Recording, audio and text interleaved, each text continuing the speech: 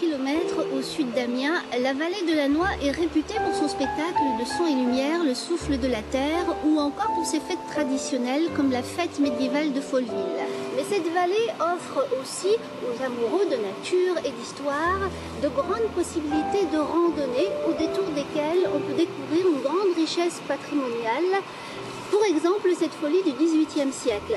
Mais avant de rencontrer la propriétaire des lieux, je vous invite avec moi à aller sur les pas des légions de César. Nous allons aller sur la voie romaine.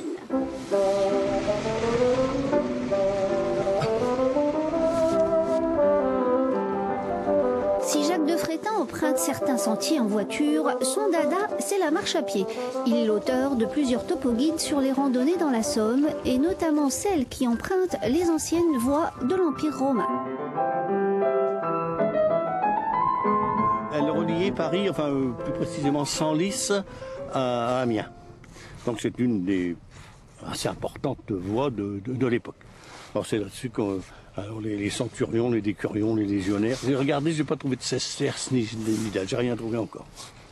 Ces chaussées vertes rectilignes, passant le plus souvent loin de toute agglomération, à travers les labours et les bois, étaient attribuées au diable par l'homme du Moyen-Âge. Ces voies de communication qui correspondent à nos autoroutes sont aujourd'hui bien fléchées par la Fédération française des randonnées pédestres. Ces chemins sont balisés. La personne qui s'engage dans un chemin de ce genre, eh ben, quand il arrive à un carrefour, comme ici par exemple, si vous venez du château, bon, ben, il voit la flèche, il sait qu'il doit continuer tout droit, il doit ignorer le chemin adjacent. La fédération a pensé qu'il fallait aller un petit peu au-delà et agrémenter cette partie par des textes thématiques, c'est-à-dire des choses que vous voyez en circulant sur le chemin ou qui se trouvent à proximité. Et au débouché d'un sentier, le promeneur aura la chance de découvrir un château comme celui de Chaussois-et-Pagny, une bâtisse du XVIIIe siècle appelée aussi une folie, du latin folio qui veut dire feuille. Un château construit parmi les feuilles et à la campagne. On y venait l'été pour les fêtes galantes et à l'automne pour les plaisirs de la chasse.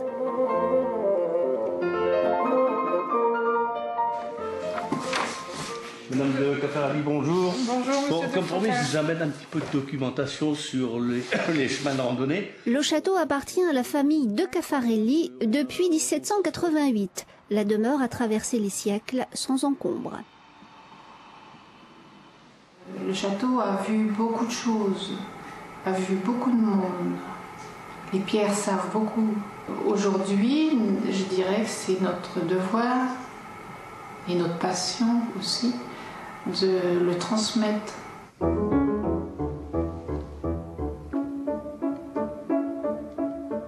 La demeure est nichée dans un vaste parc boisé de 40 hectares dans lequel passe la voie romaine. Un parc qui réserve bien des surprises, comme cette glacière, l'une des dernières du département. Elle servait à conserver les denrées alimentaires. Elle est dans le bois pour être protégée aussi des rayons du soleil, donc toujours au frais, y compris l'été. Et donc pour garder ces aliments, on allait chercher dans les étangs de la Noix la glace qu'il y avait l'hiver, et on mettait une couche de glace, une couche de paille, les denrées, et ainsi de suite. Et donc on arrivait à remplir la glacière qui fait quand même 10-12 mètres de haut.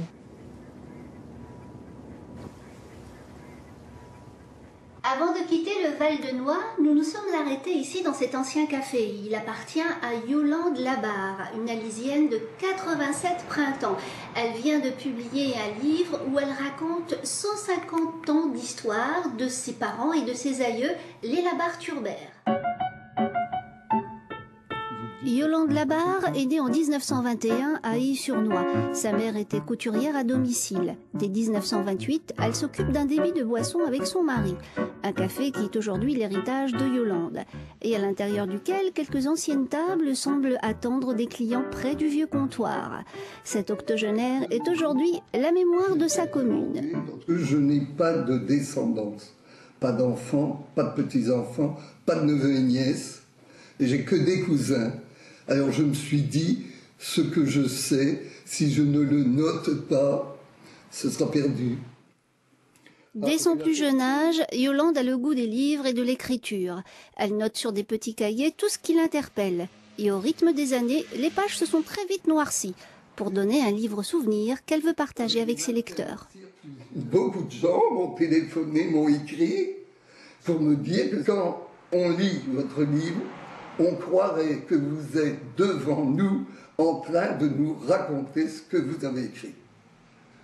C'est beau comme... C'est un beau compliment. Un compliment, hein. Quand on referme le livre, on croirait faire partie de votre famille. Ben voilà, le témoignage de quelqu'un. Ce qu'espère maintenant Yolande, c'est d'entendre sonner à sa porte et ouvrir à ceux qui veulent en savoir un peu plus sur sa vie. Un mot de sport avec du foot et la défaite des Amiénois hier soir face à Angers en 14e journée de Ligue 2. 1-0, l'ASC descend à la 15e place du classement à 3 petits points seulement du premier relégable. Et puis à propos de sport, justement, je vous rappelle que si vous avez des coups de cœur ou des coups de gueule à communiquer, il ne faut surtout pas hésiter, vous appelez le 03 22 69 23 23, puis touche 5, des commentaires que l'on se fera un plaisir de transmettre demain dans Midi Sport. Le Festival international du film d'Amiens, 28e du nom, a débuté hier soir. Vous le savez, au programme, beaucoup d'ateliers débats et de projections, avec, côté spectateurs, des habitués particulièrement avisés, comme ce producteur mexicain qu'ont rencontré aujourd'hui Stéphanie Potet et Olivier Flavien. Regardez. Il vient tout droit du Mexique, pourtant au Festival du film d'Amiens, il connaît tout le monde. Angel Moreno, gros producteur de cinéma à Guadalajara, est en Picardie dévoreur de films, sa moyenne 5 par jour. Desierto adentro de Rodrigo Pla. ¿Está bien? Sí. Muy buena. Sí. Es muy buena, muy fuerte la película. Sí, la dan a las dos, o sea... Avec le temps, Angel est devenu un personnage incontournable du festival, au point d'accorder une interview aux élèves d'un lycée amiénois. Il leur raconte comment, en 61, le 7e art est allé le chercher dans son petit village mexicain. Il a 7 ans. Je vendais des glaces dans les salles de cinéma quand j'étais môme. Et puis après, j'ai été colleur d'affiches. Je les placardais partout sur les murs des villages pour annoncer les films que les habitants pouvaient voir. Ensuite, Angel a voulu devenir acteur. Il est finalement devenu distributeur et producteur, à son actif notamment Le Seigneur des Anneaux. Mais Angel, l'amoureux du cinéma, avait un autre rêve. Visiter Paris, me promener là où les frères Lumière ont marché, aller là où leur premier film a été projeté, sentir cette odeur. Et de fil en aiguille, une connaissance m'a mis en relation avec le directeur du festival d'Amiens, Jean-Pierre. Je suis venu en France et j'ai découvert le festival en 2000. Depuis chaque année, Angel est là. Lui qui ne parle qu'espagnol découvre les cinémas du monde entier en version originale. Pour moi, le cinéma, c'est un langage universel. Visuellement, la situation, l'histoire, la musique, c'est quelque chose qui dépasse les frontières. 47 ans plus tard, le petit vendeur de glace mexicain est toujours prêt à tout pour goûter l'émotion des salles obscures, même à changer de continent. Alors le Festival du film d'Amiens dure jusqu'au 16 novembre, même date que le cirque Arlette Gruss. Il est comme chaque année en représentation au cirque Jules Verne, avec parmi les nouveautés cette année, le numéro de dressage d'une certaine Laura Marie Gruss, 8 ans, bientôt 9. Son grand-père dressait des lions, sa grand-mère et ses parents des chevaux. Elle dresse pour l'instant des poneys. Jean-Pierre Ray et Frédéric Bord l'ont rencontrée. Elle s'est entraînée durant toute l'année 2007. Et aujourd'hui, Laura fait travailler ses poneys une demi-heure par jour. Un exercice difficile pour une petite fille, car tous les mouvements des animaux doivent être synchronisés. Le plus important, c'est les mouvements avec les cravaches et les chambrières. Et la voix, surtout, c'est le mouvement du corps aussi qu'il faut bien faire. Et la voix aussi, faut pas crier, mais il faut parler fort. Et à 9 ans, Laura sait parler à l'oreille des poneys, surtout dans la langue de Shakespeare ou celle de Goethe. Allemand, c'est sec comme langue et c'est mieux pour les poneys. Pourquoi? Parce qu'ils obéissent mieux? Et aussi, c'est la langue. En plus, ils sont allemands, alors... Des équidés qui ont traversé la frontière comme dans un conte de Noël. Papa, si tu pouvais demander au Père Noël s'il pouvait m'amener à cheval pour que je puisse faire comme toi. Donc j'ai écrit au Père Noël, bien sûr, et puis le Père Noël a ramené, pas un cheval, mais les 5 petits poneys qu'on voit derrière nous. Mais 5 poneys d'un coup, et plus cabochard que des chevaux, heureusement, Laura ne manque pas de poigne. Toi, tu arrêtes. Stop.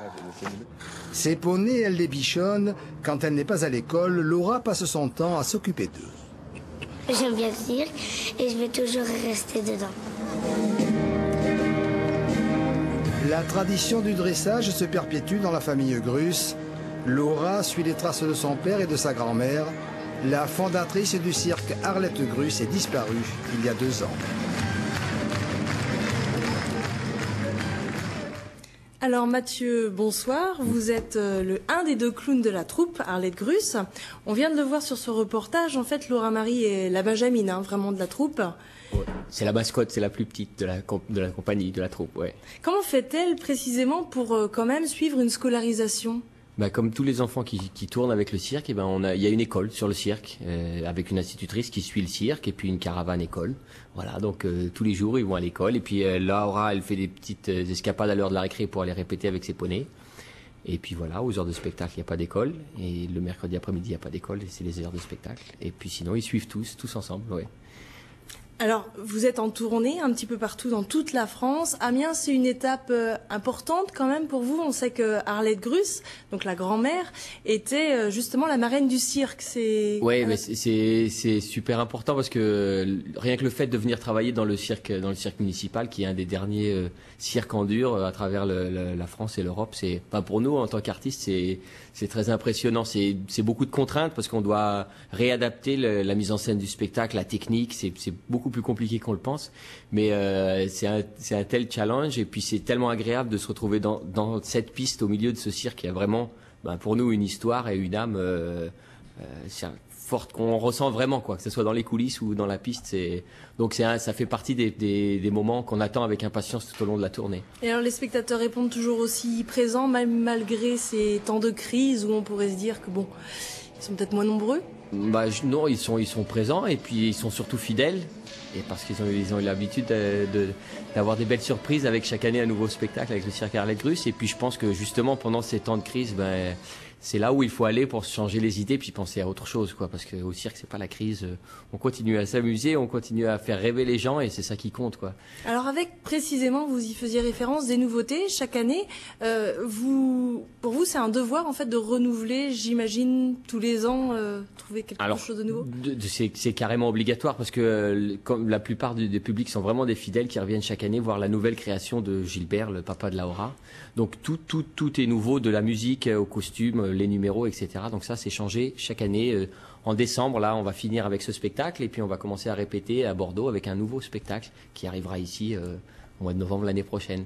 Donc cette année, il y a plein de nouveautés, des numéros, une troupe chinoise assez époustouflante d'acrobates, des trapézistes volants, qui sont encore plus impressionnants dans ce cirque municipal, justement. On va en voir un extrait dans quelques instants. Le fameux Monsieur Loyal, lui, n'est plus là cette année. D'ailleurs, il n'y a plus non plus de metteur en scène, je crois. Alors, Michel Palmer, que tous les Amiénois connaissent et les gens du Nord connaissent, et puis pas mal de Français aussi par nos tournées, fait plus partie du spectacle, mais il travaille toujours avec nous au cirque. C'est la crise ? Je pense que c'est le voyage qui a été un peu pesant pour lui. Voilà, mais on ne désespère pas de le récupérer. Enfin, moi, personnellement. Eh bien, je vous propose de regarder dès à présent des extraits de ce nouveau spectacle version 2008.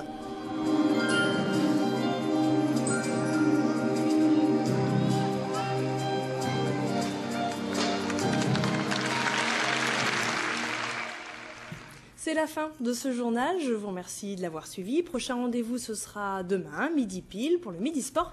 Et puis, puisque Mathieu, vous êtes parmi nous, je vous propose de terminer ce journal avec un petit numéro de clown. Un peu de musique. Maestro.